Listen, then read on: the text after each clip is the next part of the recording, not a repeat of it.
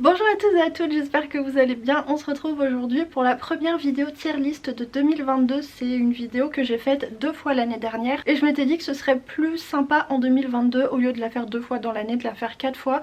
Donc une fois tous les trimestres parce que je trouve que le format était sympa mais un petit peu long. Donc voilà, là ça va permettre normalement d'avoir une vidéo plus courte. Ça m'arrange et je pense que ça vous arrange aussi. Là pour ce début d'année j'ai fait vraiment des très chouettes lectures, j'ai pas mal lu. J'ai mis 33 livres du coup dans ma liste de livres à classer. Je n'ai pas précisé du coup, mais pour ceux qui découvrent la vidéo, qui découvrent le concept, la tier list c'est le concept en fait de trier mes lectures de l'année en fonction de lesquelles j'ai le plus aimé, lesquelles j'ai moins aimé, enfin bref, je vais trier toutes mes lectures. J'ai fait plusieurs catégories, il y a la catégorie coup de cœur, très bonne lecture, bof et pas pour moi, et donc je vais classer les livres en fonction des catégories. Voilà du coup pour tout ce que j'ai à dire. Je suis désolée pour la qualité d'image, la luminosité et tout, mais de toute façon je vais essayer de vous poser dans un coin là-bas et ensuite je serai en tout petit, donc de toute façon vous n'êtes pas là pour voir ma tête. Et voilà, du coup sur ce je vais arrêter là l'introduction et puis on va pouvoir commencer directement. Hop, voilà. Écoutez, ça m'a pas trop mal. Pour la petite anecdote, c'est une vidéo que j'ai déjà commencé à filmer, pas hier mais avant-hier, et en fait je me suis rendu compte que la webcam ne filmait pas parce que j'avais pas sorti la caméra, j'avais sorti la webcam et j'ai tourné presque 1 heure de vidéo et ça ne tournait pas, donc voilà, j'étais un petit peu dégoûtée.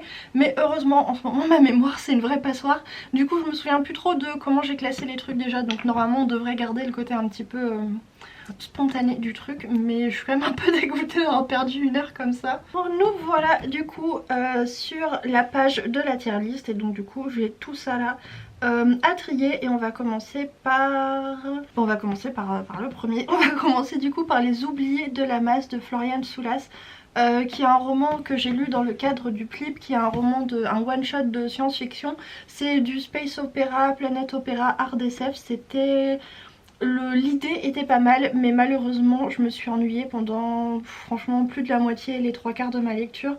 Donc même s'il y a des choses que j'ai beaucoup aimé dans cette lecture, l'ensemble de la lecture, enfin mon avis global est vraiment beaucoup trop mitigé.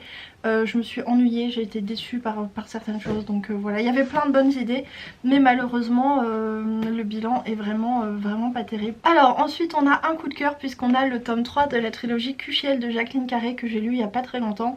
Et j'ai adoré ce tome 3, le tome 3 était excellent, il était vraiment génial, il clôturait parfaitement la trilogie dans son ensemble est un coup de cœur. Alors ensuite le livre de colis de MR Carré, donc ça c'est le premier tome, c'était une très bonne lecture. Non franchement je vais quand même le mettre dans très bonne lecture parce qu'en fait je pense que si j'ai été déçue c'est parce que j'avais vraiment des attentes quand même très élevées pour ce livre.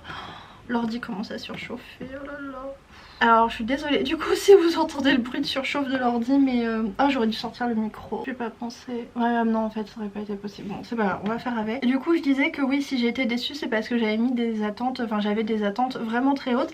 Et en soi c'est pas du tout un mauvais livre, hein. Quand je dis que j'ai été déçue c'est pas que c'est un mauvais livre, c'est juste que c'est moins bien que ce que j'espérais, que même si j'ai passé un bon moment de lecture, le reproche majoritaire que je fais au roman c'est qu'il est le rythme, j'ai trouvé, était quand même pas mal monotone et ça m'a un petit peu gênée, ça et le fait que même s'il y a certaines originalités dans l'univers, dans le type d'action et le type de problème que rencontrent les personnages, on est quand même sur des choses très vues et revues du post-apo, j'ai trouvé. Donc voilà, c'était une bonne lecture, c'est une lecture qui est agréable, qui se lit bien, mais ça n'a pas été non plus, voilà. Là on arrive à une première vraie difficulté parce que Le sang de la cité c'est également un gros coup de cœur, c'est du coup le premier tome de Capitale du Sud. Ça va être difficile de départager QChiel parce que... Enfin QChiel et Capitale du Sud, parce que là on a le tome 3 qui clôture la trilogie et en face on a un tome 1 qui ouvre la trilogie. Donc c'est quand même des choses très différentes, je sais pas trop, c'est assez difficile parce que c'est vraiment 2 livres, enfin en plus c'est 2 univers, enfin c'est 2 approches de la fantasy super originales et superbement écrites en plus, avec des personnages forts, avec des ambiances et tout, donc c'est très dur à départager. Je sais pas, le tome 3 ou le tome 1 déjà c'est compliqué parce que... Ouais le tome 3 il clôture la trilogie, donc on a la fin, on a le fin mot, on voit est-ce que tout est équilibré, est-ce que tout finit bien, mais le tome 1 c'est toutes les promesses, toute l'excitation d'un nouvel univers et tout.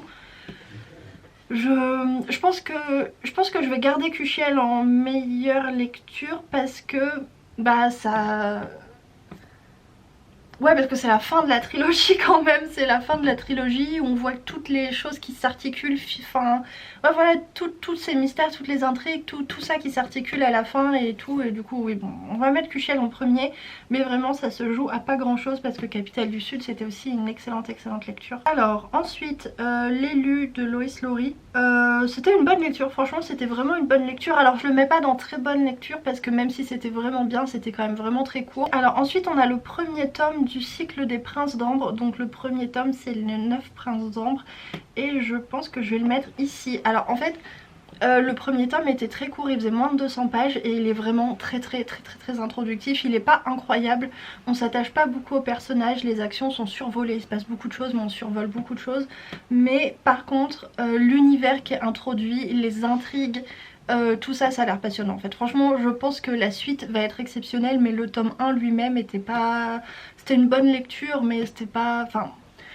Disons comment dire que c'est une bonne introduction et ça a fait le job dans le sens où ça nous donne envie de lire la suite, mais la lecture du tome 1 elle-même, ça m'a pas transcendé quoi. Donc voilà. On a l'intégrale 5 du Trône de Fer et je pense que je vais mettre ça... C'est difficile de juger pareil entre le livre de colis et le Trône de Fer parce qu'il y en a un qui fait 400 pages et qui se lit très vite et l'autre qui fait 1200 pages et qui est quand même beaucoup plus dense quoi, donc c'est deux livres très différents. Et là encore on a eu un début de trilogie et une fin de saga, bon c'est pas le dernier tome de la saga mais quand même on est plutôt sur la fin donc c'est assez difficile. En plus autant le livre de colis c'est une lecture très agréable, mais George Martin, le Trône de Fer, c'est un univers passionnant avec des intrigues passionnantes que j'adore et tout. Ouais, je pense que ce tome-là, je vais le mettre avant en fait. Allez, le livre de colis bouge. Même si le livre de colis, c'est très bien, je veux dire, le Trône de Fer, j'ai été tellement dans une monomania Trône de Fer, je sais plus c'était quel mois, mais j'ai passé 2 semaines à fond Trône de Fer, Game of Thrones, c'est tout, j'ai fait que ça. Parce que cet univers est tellement incroyable que c'est... Oui, que même si le livre de colis c'est une très bonne lecture, très agréable à lire, ça fait pas le poids face à la démesure de l'univers et des intrigues de George Martin. Ensuite c'est facile, Citadin de Demain, du coup le premier tome de Capitale du Nord. Oh, c'est trop beau les deux couvertures collées l'une à l'autre comme ça. Vraiment le travail éditorial sur cette saga, enfin c'est exceptionnel. Je le mets là, c'était un coup de cœur aussi, mais dans l'ensemble en fait c'est difficile de les... C'est aussi un coup de cœur, très bonne lecture, mais moins que Capitale du Sud je dirais. C'est des livres qui sont très différents et je pense que même si j'ai adoré les problématiques et l'orientation que prenait Capitale du Nord, j'ai préféré la lecture de Capitale du Sud. On a une énorme déception puisqu'on a le tome 2 de la duologie Eden Island. Bah allez là. C'est quoi, je vais classer tout de suite le tome 1, comme ça vous verrez pourquoi je le mets en déception. Le tome 1 c'était une très bonne lecture. Comment dire, en fait c'est pas un excellent livre, un chef d'œuvre ou quoi que ce soit, mais c'est une lecture qui m'a fait passer un super moment. C'est du young adulte, c'est une dystopie young adulte avec sa dose de clichés, de facilité et tout, mais je l'ai commencé en ayant beaucoup d'a priori quand même et en fait j'ai été prise au jeu, j'ai été prise par l'intrigue, j'ai passé vraiment un super moment de lecture parce que j'ai trouvé que voilà, malgré les clichés on s'attachait aux personnages, il y avait des choses intéressantes, c'était une super dystopie pour un public d'adolescents parce qu'on parlait de société de contrôle, de comment voilà les gens de cette société étaient contrôlés pour agir comme on voulait qu'ils agissent. On parlait de réfugiés climatiques, on parlait d'écologie, on parlait voilà de sujets super intéressants. J'avais trouvé que c'était vraiment bien, franchement j'avais passé un super moment. Je l'ai même mis dans mes sélectionnés du PLIB parce que voilà, même si c'était pas, voilà comme j'ai dit, c'est pas un incroyable chef d'œuvre, bah, j'avais quand même passé un bon moment et je voulais mettre la maison d'édition et l'autrice en avant, voilà. Et malheureusement le tome 2 a été une énorme déception, bah alors vraiment monumentale parce que alors ça se lit bien comme le tome 1 ça se lit bien, mais alors par contre toutes les choses que j'avais aimées dans le tome 1, donc les problématiques de société de contrôle, d'écologie, de migration, on part, en fait le tome 2 on part sur une autre histoire quoi, limite c'est ça, on part sur une autre histoire, on est totalement déconnecté du tome 1, toutes les problématiques, les enjeux du tome 1 ne sont pas reconduits dans le tome 2 et donc j'étais super déçue, voilà, pour ça et d'autres raisons j'étais super déçue.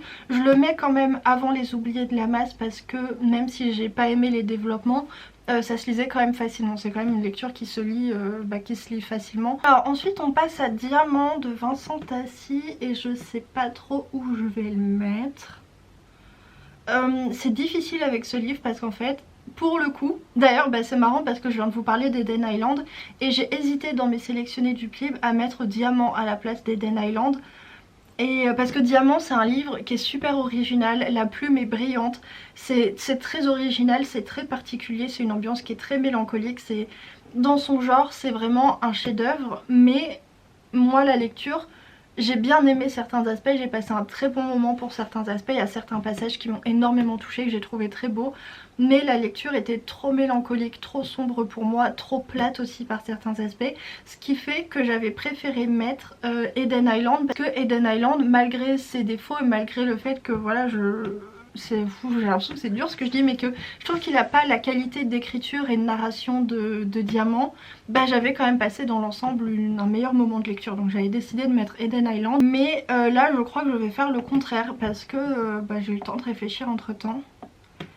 Et Diamant c'est une lecture qui me marquera beaucoup plus sur le long terme que Eden Island qui était un bon moment sur le coup, mais sur lequel je vais pas revenir, surtout comme maintenant j'ai pas aimé le tome 2, c'est vraiment pas un truc qui va me revenir en tête, alors que Diamant c'est quand même une expérience de lecture qui m'a touchée, qui m'a marquée, donc voilà, je le mets dans mes très bonnes lectures. Ensuite on a Rêve de machine de Louisa Hall qui est du coup un roman de science-fiction un petit peu historique où en fait le but du roman c'est de nous parler de l'intelligence artificielle à travers plusieurs points de vue et plusieurs passages clés de l'histoire qui ont permis l'émergence de l'intelligence artificielle. Donc ce qui est intéressant c'est qu'on a des points de vue de personnages historiques, des gens connus, on a Alan Turing, on a une mathématicienne au XVIe siècle, qui sous la forme de journaux ou de lettres vont parler de leur parcours et vont parler de mathématiques, d'informatique et tout. Et on a aussi des points de vue de personnages qui se situent dans le futur à un moment où les robots et les intelligences artificielles existent. Et voilà, il y a ces points de vue là qui vont s'alterner pour tracer, pour former en fait une espèce de fresque historique de l'intelligence artificielle. C'était super intéressant pour certains points, mais voilà, il y a un ou deux points de vue, il y a un ou deux moments qui m'ont marqué, il y a un point de vue notamment qui m'a assez touchée, mais les autres j'ai trouvé que c'était une lecture agréable, franchement je vais pas dire le contraire, mais ça m'a pas transportée et ça m'a pas, voilà, il n'y a pas eu de wow, c'était bien, mais voilà, sans plus. Magic Charlie, ça c'était vraiment très sympa et je pense que je vais le mettre où, je sais pas, peut-être là. Je vais le mettre ici je pense. C'est vraiment une saga jeunesse, mais vraiment mais que j'adore. Et franchement quand j'avais vu toute la hype qu'il y avait eu sur le tome 1, j'étais là non mais enfin c'est quoi toute cette hype pour un roman jeunesse? Bon ça a l'air sympa mais voilà sans plus. Et finalement j'ai lu le tome 1 et j'ai compris parce que c'est une histoire qui est tellement pleine d'humour, pleine de tendresse, en même temps pleine de messages, de super messages politiques en fait, même si c'est pour un public jeunesse, c'est vraiment des messages politiques de lutte des classes, d'injustice, de répartition injuste des richesses et de voilà pourquoi pourquoi les puissants ont autant de pouvoir et en abusent sur les personnes qui n'en ont pas. Enfin c'est vraiment des super messages, c'est super intéressant, les personnages sont super touchants et tout cet univers magique est vraiment génial. Enfin elle a vraiment créé un univers magique qui est plein de couleurs et comment dire, enfin qui est super enfantin et qui en même temps qui a un petit côté absurde et loufoque qui est génial. Elle a une plume qui est drôle, qui est vraiment, c'est super, c'est vraiment des livres qui font passer un bon moment qu'on lit avec le sourire et c'était vraiment très très chouette ce tome 2. Ensuite on a je vais le mettre on a du coup Éducation meurtrière de Naomi Novik que j'ai adoré, qui a été un coup de cœur. Je sais que c'est un roman qui fait pas du tout l'unanimité parce que j'ai vu beaucoup de gens qui n'ont pas aimé, qui ont abandonné ou qui ont été déçus.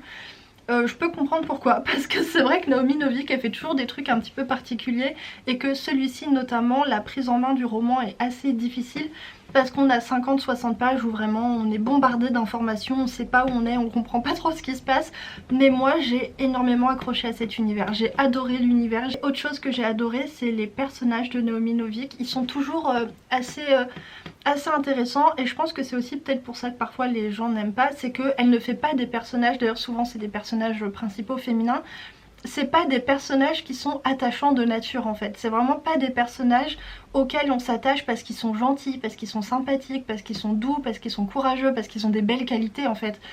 C'est des personnages qui sont au contraire plutôt antipathiques au premier abord en fait, qui sont froids, qui sont un peu calculateurs, qui sont un peu froids comme ça, mais auxquels je finis personnellement par m'attacher parce que je me retrouve soit touchée par leurs émotions, même ambivalentes, par le fait qu'ils soient très humains finalement, ou alors parce que je me retrouve admirative de leur manière de, voilà, de résister aux obstacles, admirative de leur résilience et tout. Et ça c'est voilà, c'est des personnages que j'aime beaucoup parce qu'ils sont loin d'être parfaits, ils sont loin d'être sympathiques, et pour ça justement ça crée une ambiance, ça fait quelque chose d'assez original dans ces romans. Donc voilà, moi j'avais adoré ce tome là et j'ai déjà mal à la gorge. Et en plus j'ai faim. Alors du coup on continue avec La princesse au visage de nuit de David Brie. C'est une lecture du coup que j'ai beaucoup aimée parce que c'est le genre de livre que j'ai commencé et que j'ai terminé le soir même. Ensuite on a Les dieux sauvages. Du coup je disais qu'on a le tome 3 des dieux sauvages de Lionel Davoust, qui est vraiment cette saga que j'aime énormément. Le tome 3 était vraiment génial, même si il était franchement long, et j'ai un petit peu peur parce que je sais que le tome 4 est encore plus long, et déjà le tome 3 c'était une épreuve parfois parce qu'il est vraiment très long, et en plus c'est une saga avec des longueurs. C'est un auteur qui aime prendre son temps, voilà, on prend le temps d'explorer les sentiments des personnages, leurs évolutions et tout. Ce qui par certains aspects est vraiment génial, mais c'est vrai que voilà, sur une brique de 1000 pages parfois voilà, ça donne une impression de longueur. Ensuite alors ensuite on a un autre coup de cœur, et je me rends compte que j'ai le coup de cœur quand même assez facile. Mais écoutez, qu'est-ce que vous voulez que je vous dise, Piranèse de Susanna Clarke. Et d'ailleurs ce qui est intéressant, c'est que ce livre, quand je vous l'ai présenté sur la chaîne, j'ai dit c'est pas un coup de cœur, c'est une très bonne lecture. Et en fait avec du recul je me rends compte que c'est un coup de cœur parce que c'est une lecture... l'ambiance m'a énormément marquée, et notamment en fait on est dans une lecture où le personnage se retrouve dans une espèce de labyrinthe qui est un immense palais que j'ai imaginé un peu à la grecque. Il y a des statues partout et tout, il y a une mer à l'intérieur dans le palais avec des marées et tout, il y a des nuages, des pluies, enfin c'est... En fait tout cet univers du palais était incroyable, était vraiment mais très... J'ai été coupée par ma caméra. Je disais donc que tout cet univers du palais était vraiment très très beau. J'avais adoré le découvrir pendant ma lecture, j'avais adoré me promener avec le personnage, j'avais adoré voilà tous ces moments sur le palais, sur la beauté du lieu, ça m'avait énormément touchée. Et en fait je me rends compte qu'avec du recul c'est vraiment un endroit qui m'a marquée et qui reste dans mes pensées en permanence. Et vous savez, quand... j'y pense souvent en fait, je repense souvent à cet espace que l'auteur a créé, enfin l'autrice a créé. Donc voilà, il y a des choses qui m'ont un peu moins convaincue dans le roman, mais rien que cet univers qu'elle a créé, ça m'a énormément plu, et ça fait que c'est un coup de cœur. Alors ensuite on a le tome 6 du Sorceleur, je crois que celui-ci c'est le tome 6. Le tome 6 a été une bonne lecture, mais comme toujours avec le Sorceleur, d'ailleurs le tome 7 je vais le classer tout de suite et je vais le mettre ici en bof. Le Sorceleur c'est toujours difficile d'en parler, d'ailleurs j'ai prévu de faire une vidéo il y a déjà un petit moment quand j'ai terminé la saga, et je l'ai toujours pas fini de l'écrire parce que c'est difficile pour moi de parler du Sorceleur, parce que même avec des semaines de recul je sais toujours pas ce que j'en ai pensé, j'arrive toujours pas à trancher ce que j'ai aimé, ce que j'ai pas aimé, ce que je... Enfin... Je suis pas sûre d'avoir compris tout ce que j'ai lu, je suis pas sûre d'avoir compris où l'auteur voulait nous emmener. Je suis assez perplexe au final sur tout ça, même s'il y a des choses que j'ai adorées. Et donc voilà, le tome 6 était vraiment une bonne lecture, ça m'a replongée dans la saga. Je venais de regarder la série, enfin la saison 2 sur Netflix aussi, donc je pense que ça a aidé. Mais le tome 7, donc la fin de la saga, j'ai été pas mal déçue, j'ai moins compris ce que faisait l'auteur, et donc voilà, une déception. Ensuite au mois de février je me suis refait la trilogie de Sœur Écarlate de Mark Lawrence, qui est une trilogie que j'avais adorée. J'avais eu un coup de cœur à ma première lecture et à nouveau un coup de cœur à ma deuxième lecture, parce que même si c'est une trilogie qui a des défauts, qui a certaines facilités, qui par certains aspects est un peu cliché, avec moi ça marche super bien. Il y a tous les éléments que j'adore, il y a ce côté magie, il y a un côté sororité, j'aime trop les récits d'apprentissage où un personnage se retrouve dans une école ou une espèce, enfin quelque chose qui ressemble à une école. Et là on a ça, et moi j'aime trop, j'ai adoré, donc voilà, j'ai adoré ma relecture aussi. On a Les tambours du dieu noir de P. Djeli Clark, qui est le recueil de nouvelles à l'intérieur duquel il y a en fait deux nouvelles. La première nouvelle qui s'appelle donc Les tambours du dieu noir, qui est une nouvelle que j'ai bien aimée. J'ai largement préféré la deuxième nouvelle, celle qui est plus courte et qui se situe après du coup. Mais voilà, c'était quand même une bonne lecture. Alors ensuite un autre coup de cœur, oh là là, dis donc. Et ça je vais le mettre ici. Je me rends compte quand même que j'ai le coup de cœur facile, parce qu'en plus je crois qu'il y en a d'autres... Il y en a un autre dans la liste ensuite, donc bon écoutez, tant mieux, je veux pas me plaindre hein, mais... Alors du coup j'ai eu un énorme coup de cœur pour du coup Le silence de la cité des... Attendez, est-ce que j'ai mis le bon livre? Parce que j'ai peut-être mis Chronique du pays des mers au lieu de l'image de Silence de la cité. C'est pas grave. Je disais du coup que j'ai eu un énorme coup de cœur pour Le silence de la cité d'Elisabeth Warnerberg, qui est vraiment une lecture exceptionnelle, qui est très bizarre, mais vraiment très très bizarre, qui aborde plein de sujets tabous, plein de sujets difficiles, plein de sujets qui sont difficiles à écrire parce que c'est des sujets glissants. Elle parle de sexualité, elle parle d'identité de genre, elle parle de relations incestueuses, elle parle de relations abusives, enfin vraiment elle m'est fou. Voilà, elle a pas peur de mettre les pieds dans le plat, et en même temps ça fait un roman qui est hyper touchant, qui est hyper intéressant, qui est très original, et vraiment le personnage principal m'a énormément touchée. J'adore la plume d'Elisabeth Warnerberg, j'adore sa façon d'écrire, j'adore la manière dont elle traite ses problématiques, et j'ai adoré ce texte là, c'était vraiment une excellente lecture. Ensuite un abandon, parce que j'ai pas mis tous mes abandons dans la liste. Lui je l'ai mis parce que je crois que je suis quand même bien avancée, j'avais lu plus de 100 pages sur un énorme pavé. Et d'ailleurs j'en profite, non bon j'allais dire j'en profite pour faire une digression, mais la vidéo va être assez longue donc non je fais pas de digression. Donc voilà, un abandon pour Couronne d'épices, d'épices. Non pas une couronne d'épices, une couronne d'os et d'épines. Couronne d'épices. J'ai pas accroché, voilà, j'ai pas accroché, je me suis ennuyée, j'ai lu, mais pourtant il y avait beaucoup de pages hein, donc il a fallu m'accrocher, mais je n'accrochais pas, j'ai pas réussi à accrocher, voilà. C'est malheureux parce que l'histoire avait des atouts et ça aurait pu être sympa, mais moi malheureusement j'ai pas aimé, donc je l'ai abandonné au bout voilà de 100-150 pages, je sais plus, donc voilà. Ensuite on a Les enfants de l'innommé de Brandon Sanderson, alors qui est un livre... J'ai bien aimé sa lecture, mais en fait j'ai été déçue parce que je savais pas quand je l'ai reçu que c'était de la fantaisie humoristique. Je m'attendais plutôt à quelque chose dans la veine de L'âme de l'empereur du coup, parce que voilà ils font la même taille, et je m'attendais à ce que ce soit plutôt dans ce registre, enfin plutôt comme ce que fait d'habitude Brandon Sanderson, mais sur un petit format comme L'âme de l'empereur. Et en fait pas du tout, puisque c'est de la fantaisie humoristique dans l'univers des cartes Magic. Et c'est de la bonne fantaisie humoristique parce que voilà on rigole, il y a tous les ingrédients, il y a une enquête, il y a des monstres, enfin franchement ça fonctionnait bien. J'ai beaucoup plus ri dans celui-ci que dans comment il s'appelle, Terry Pratchett. Terry Pratchett, j'ai lu le premier livre, La 8e couleur, j'ai pas du tout ri, enfin ça m'est passé au-dessus et tout. Là j'ai ri, je me suis amusée, mais bah, c'était la fantaisie humoristique, c'est pas énormément mon truc. Donc même si c'est de la bonne fantaisie humoristique, je pense, enfin à mon humble avis, parce que moi je rigole pas beaucoup et du coup là ça m'a plu, bah ça reste une lecture, voilà, ça correspond pas trop à mes goûts, donc je le mets ici. Ensuite on a Nouveau printemps de Robert Jordan, attendez parce que ça je l'ai lu... Bah d'ailleurs je l'ai lu en décembre, donc il devrait pas être dans cette liste hein. Ah mais je l'ai peut-être lu toute fin décembre, je sais. Non je l'ai lu en janvier, attendez. Ah bah non je l'ai lu en janvier. Alors du coup je l'ai lu en janvier et j'ai bien aimé. J'essaie de tout me remettre en tête. Ouais non si c'était bien, je le mets en bonne lecture et je le mets ici. Pas une très bonne lecture voilà du coup parce que c'est quand même long à démarrer hein. Robert Jordan il aime bien prendre son temps, mais dans ce tome là en fait ça m'a fait me rendre compte que j'adorais l'univers de la Roue du Temps, que j'adorais certains personnages, mais que malheureusement les personnages principaux de la saga principale La Roue du Temps, parce que là du coup c'est le préquel, donc c'est pas les... c'est pardon, comment dire, les adolescents personnages principaux de La Roue du Temps, je ne les supporte pas, ils sont débiles, ils ont des réactions stupides, ils sont...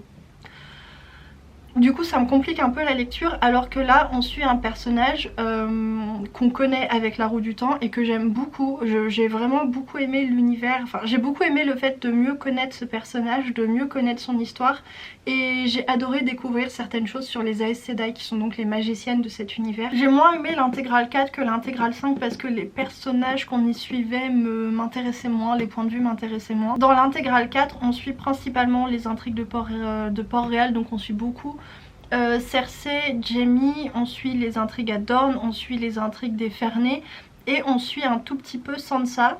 Mais on voit pas du tout Jon, on voit pas du tout Daenerys, on voit pas du tout Tyrion, que par contre on voit dans l'intégrale 5, mais à l'inverse du coup on verra plus du tout Cersei et machin tout ça, sauf un petit peu à la fin. Et bah moi j'aime bien Jon et j'aime bien les dragons, du coup ça m'a un petit peu manqué dans le tome 4, alors qu'à l'inverse dans le tome 5 les autres m'ont moins manqué. Je vais le mettre dans mes très bonnes lectures, mais je vais le mettre là, parce que Diamant c'est une lecture qui m'a captivée quand même, plus que celui-ci. Alors ensuite on a Le mystère du tramway hanté qui était une très bonne lecture et que je vais mettre je pense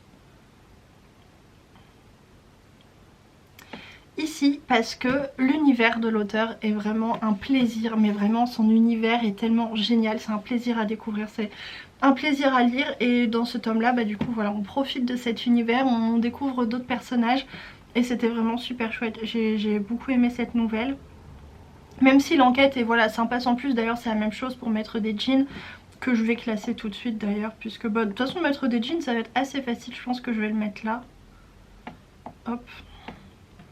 C'est la meilleure de mes très bonnes lectures, mais c'est pas un coup de cœur parce que voilà, comme je le disais, et pareil pour ici, l'univers est exceptionnel, l'univers est plein de magie, plein d'ésotérisme, plein de voyages, plein de... Enfin vraiment l'univers est super, c'est un plaisir à lire, mais par contre l'enquête, les personnages sont super aussi, mais l'enquête est un peu plate, voilà. Oh non j'ai plus de batterie, mais c'est pas vrai, oh là là. Il me reste 4 livres, bon je coupe tout de suite, comme ça je recharge la batterie, juste ce qu'il faut pour pouvoir finir la vidéo, non mais j'en peux plus. Alors du coup la batterie a eu le temps de charger un petit peu, j'espère que ça va suffire pour terminer la vidéo. Il me reste 4-5 livres à classer et je sais plus le dernier livre dont je vous avais parlé, donc j'espère que le dernier livre en était bon. Je relance du coup le logiciel de streaming et j'ai faim, j'ai très faim. J'aurais dû manger, mais je suis vraiment débile, j'aurais dû manger pendant que la batterie chargeait en fait, c'était ça le truc à faire. Il est bientôt 14 h, j'ai si faim. Ok, l'enregistrement est reparti et donc du coup on continue avec le tome 2 du livre de colis, donc les épreuves de colis, qui était vraiment très chouette, que je vais mettre ici juste après le tome 1 du coup. Globalement j'ai eu la même impression et le même sentiment de lecture avec le tome 1 et avec le tome 2. J'ai préféré le tome 2, c'est une trilogie que j'aime beaucoup pour l'instant, même si voilà je trouve qu'il y a quand même des défauts qui font que c'est un peu décevant, même si ça reste de très bonnes lectures, que l'univers est très sympa, que le personnage est super attachant et que j'ai très hâte de lire le tome 3.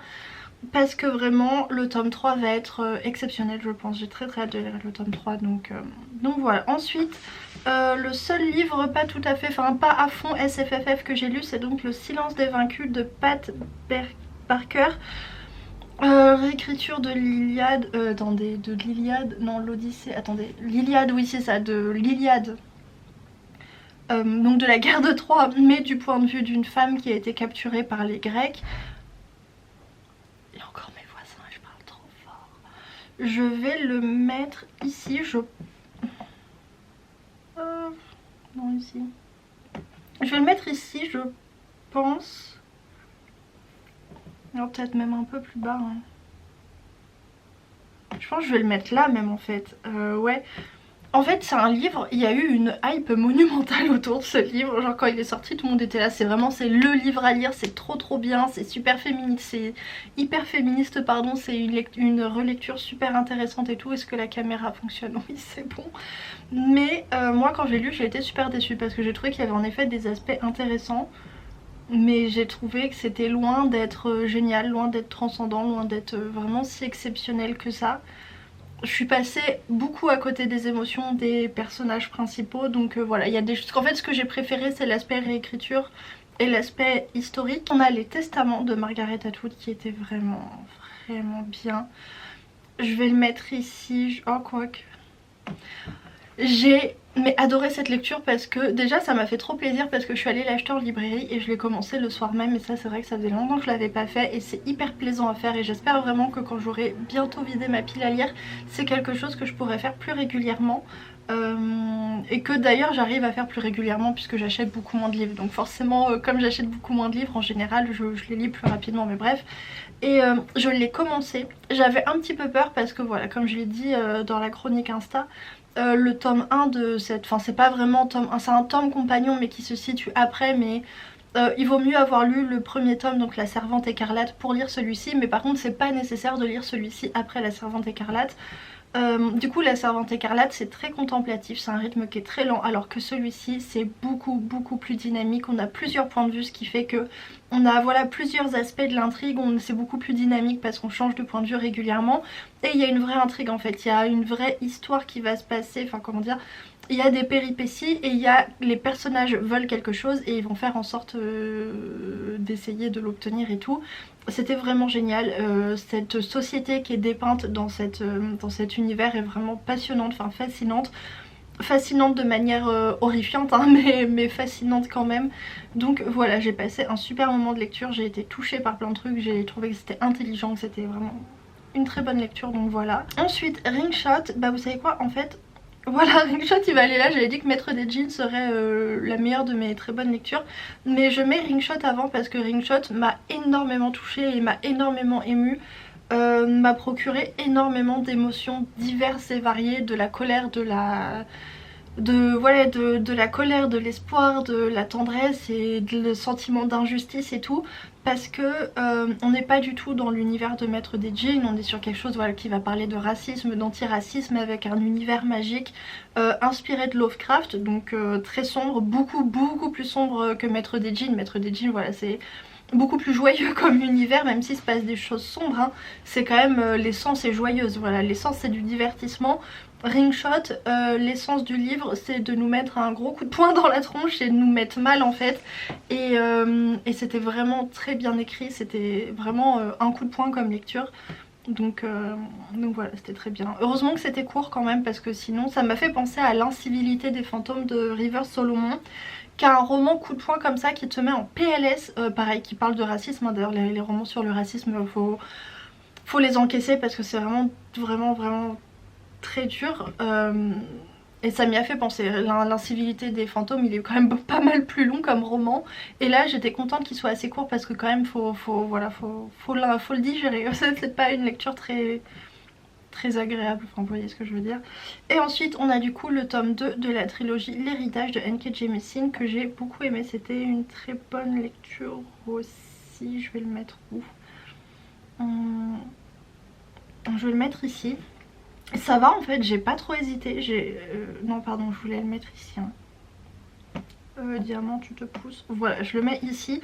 Ce tome 2 était vraiment très bien, j'y allais un petit peu frileuse parce que le tome 1 m'avait pas hyper convaincue, mais ce tome 2 en fait avec le tome 2 je comprends beaucoup mieux le tome 1, je comprends beaucoup mieux ce qu'a voulu faire l'autrice, et là j'ai terminé le tome 3 en fait tout à l'heure, donc enfin hier, j'ai terminé hier et je vous en ai parlé tout à l'heure en vlog. Et bah voilà du coup pour mes lectures de ce premier trimestre, et franchement quand je vois le bilan je me dis que c'est un bilan qui est quand même très positif. Déjà parce que j'ai bien avancé dans mes sagas, vous pourrez constater qu'on a Kushiel, on a du coup le Trône de Fer où je suis à jour. Quoi d'autre, bah du coup j'ai terminé aussi la trilogie L'Héritage mais ça se voit pas, je me suis mise à jour dans le format poche des Dieux Sauvages. De Magic Charlie, enfin bref j'ai bien avancé, j'ai terminé Eden Island aussi, bref j'ai bien avancé dans mes sagas et j'ai fait beaucoup de très bonnes lectures, j'ai eu pas mal de coups de cœur. Comme je le disais du coup plus tôt dans la vidéo, je me demande si j'ai pas un peu le coup de cœur facile quand même, c'est pas la première fois que je me fais la remarque. J'ai beaucoup de mal souvent à différencier le coup de cœur de la très bonne lecture. Peut-être que je devrais revoir ma classification, peut-être qu'il y a beaucoup de coups de cœur qui en fait je pourrais mettre dans mes très bonnes lectures. Je sais pas, peut-être que j'aurais pu faire ça, mais franchement je sais pas lesquels j'aurais mis en coup de cœur et lesquels j'aurais mis en très bonne lecture, là ça aurait été difficile de choisir. Moi je suis contente de ce bilan, j'espère que la vidéo vous a plu, j'espère que ça vous a donné bah voilà, des idées de lecture, des envies de lecture, j'espère que... Bref, j'espère que la vidéo vous a plu. On se retrouve du coup dans 3 mois pour la même vidéo. Et puis entre temps j'espère retrouver un rythme un petit peu plus soutenu sur YouTube, parce que c'est vrai que j'ai pas fait énormément de vidéos dernièrement. Je vous souhaite de bonnes lectures, une bonne semaine, et on se retrouve aussi vite que possible pour une nouvelle vidéo.